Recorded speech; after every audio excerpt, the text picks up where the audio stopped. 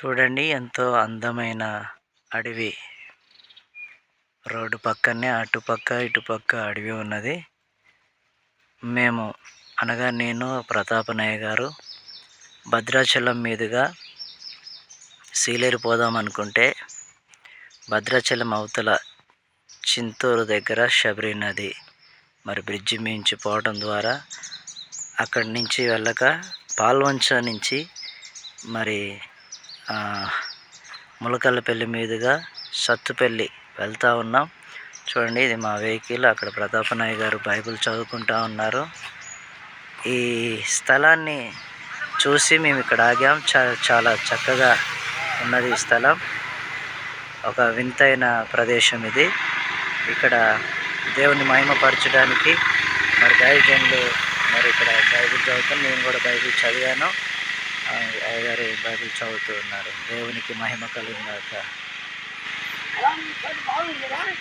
చాలా బాగుంది uncle. Okay uncle.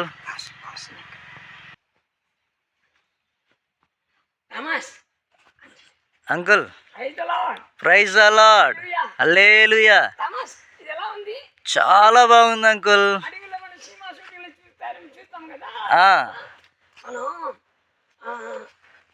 వాల్పార top slip అటు పోయినప్పుడు ట్రీ టాప్ అంటారు కదా.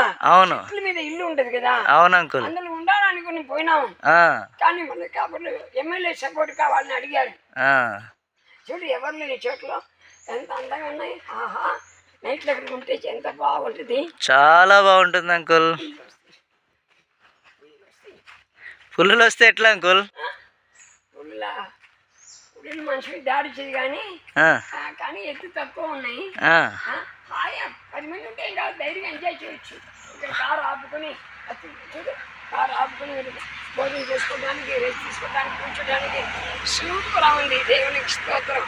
హల్లెలూయా, హల్లెలూయా, హల్లెలూయా. ఆమేన్.